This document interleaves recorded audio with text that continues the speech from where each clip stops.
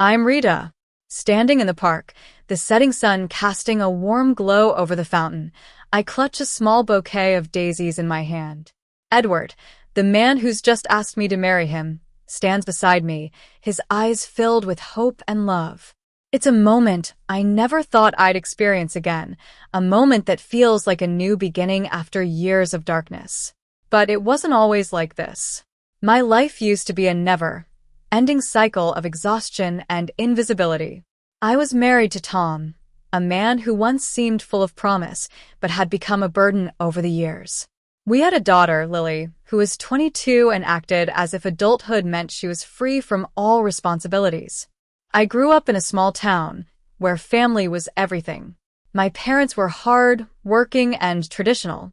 My father was a strict man who believed in the old-fashioned roles of men and women.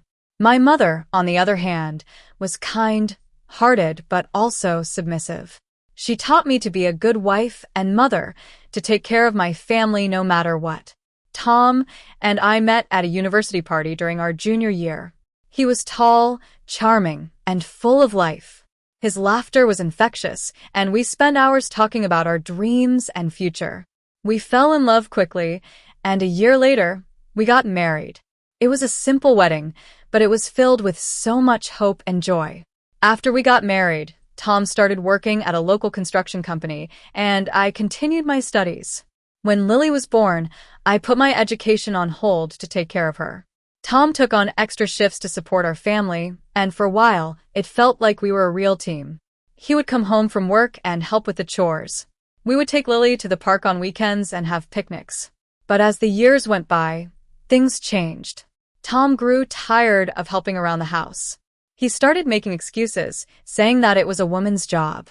His hands, which once helped with the dishes, now only reached for the TV remote or a cold beer. He became more and more distant, spending hours in front of the computer, ignoring me and Lily. Lily, too, changed as she grew older. She dyed her hair bright colors, pierced her nose, and started staying out late with friends. She worked part-time at a clothing store but never contributed a single cent to the household. She would buy expensive clothes and gadgets and leave the bills for me and Tom to pay. She didn't care about the mess she made at home, and she never once asked how I was doing. Every day, I would come home from work, exhausted from a long day at the office. I worked as a file clerk in a small company, a job that was both physically and mentally draining. When I opened the front door, I was always greeted by a chaotic mess. The kitchen was a disaster, with dirty dishes piled up in the sink, food crumbs on the counter, and a sticky puddle on the floor. The living room was no better, with clothes scattered everywhere and the TV blaring. One evening, after a particularly long day at work, I came home to find the house in an even worse state than usual. I had cleaned the kitchen that morning, made breakfast for Tom and Lily, and even packed Tom's lunch. But when I returned, it was as if nothing I had done mattered. I sat down at the table, my body aching from the long bus ride and the stress of the day. Tears welled up in my eyes as I realized that I was living in a house full of people, but I was completely alone. Tom came home later that night, grumbling about how hungry he was. He sat down at the table without even looking at me and started criticizing the food I had cooked. Lily walked in a few minutes later, her phone in her hand, and joined in the complaints. They both ate their food noisily, not once asking how my day was or if I was okay. That night, as I stood at the sink, washing the dirty dishes, I had a thought that changed my life. What if I just disappeared? What would happen to them? I knew that they wouldn't be able to manage without me. Tom would have no one to wash his clothes, cook his meals, or remind him of his appointments. Lily would have no one to clean up after her or pay her bills. But they didn't seem to care. They treated me like a servant, not a wife and mother. The next morning, I went to work as usual. But things were different that day. My supervisor, Mr. Thompson, called me into his office. He told me that the company was going through a rough patch and that they had to make some budget cuts. He asked me if I would be willing to write a resignation letter voluntarily. In return, they would pay me my full salary until that day. At first, I was shocked. I had been afraid of losing my job for years, but now that it was actually happening, I felt a strange sense of relief. I realized that this was my chance to escape from my miserable life. I agreed to write the letter and signed it without hesitation. When I left the office that day, I felt a weight lift off my shoulders. I walked to the bus stop, the wind blowing through my hair. I knew that I was unemployed and uncertain about the future, but for the first time in a long time, I felt free. I went back home that evening, but I didn't feel the usual urge to clean up the mess. Instead, I packed a duffel bag with a few changes of clothes, my toiletries, and some important documents. I wrote a note that said, "I left. Don't wait." No explanations, no apologies. I left the note on the kitchen table and slipped out of the house before anyone came home. I took a bus to a small town I had never heard of before. When I arrived, the town was quiet and peaceful. The air smelled of fresh dew and earth.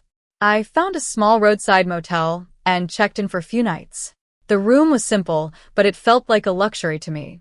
The sheets were clean, and there was no clutter or stale smoke. The next morning, I went to a diner for breakfast. I sat at a booth by the window and ordered coffee and pancakes. As I ate, I watched the people in the diner. A group of construction workers were laughing and joking, a mother was feeding her toddler, and two old men were discussing the weather. No one knew me here, and no one expected anything from me. It was the first time in years that I could just be myself. But as the days went by, I realized that freedom came with a price. My savings from my final paycheck were running out. Motel rates were higher than I expected, and the cost of meals was chipping away at my money. One morning, as I was walking around the town, I saw a sign at a cafe that said, "Help wanted technical worker."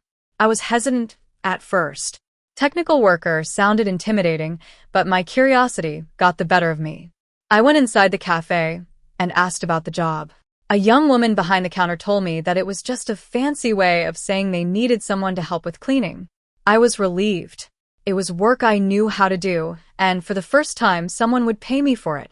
A few minutes later, the assistant manager, Edward, came out. He was in his 50s, dressed neatly, but not stiffly. He explained the job details, hours, and pay in a straightforward and kind way.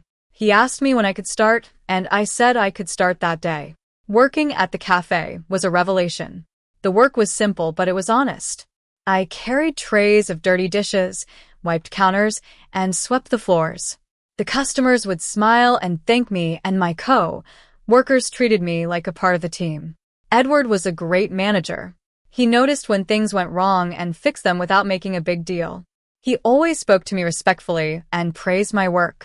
One evening, after I had been working at the cafe for a few weeks, I noticed small surprises in the storage room. At first, it was a single daisy in a paper cup. Then there was a wrapped piece of chocolate with a note that said, "For your hard work." I was both flattered and confused. I tried to figure out who was leaving these gifts, but I couldn't think of anyone. One morning, I arrived at the cafe earlier than usual. I went to the storage room to hang my bag and saw Edward standing there, his back to me. He was setting down a small bouquet of wild flowers in a glass jar on the shelf. When he heard me, he turned around, a look of surprise on his face. He explained that his wife had passed away 10 years ago from cancer, and he had been raising his children on his own. He said that when he saw me at the cafe, he noticed my dignity and kindness, and he started leaving the gifts to brighten my day. He then asked me if I would go for a walk with him after my shift. I was hesitant at first, but there was something about his kindness and respect that made me say yes. That evening, in the park, he asked me to marry him. I was shocked, but as I looked into his eyes, I realized that I had finally found someone who saw me for who I was. I said yes, and our lives changed forever. In the weeks that followed, I filed for divorce from Tom.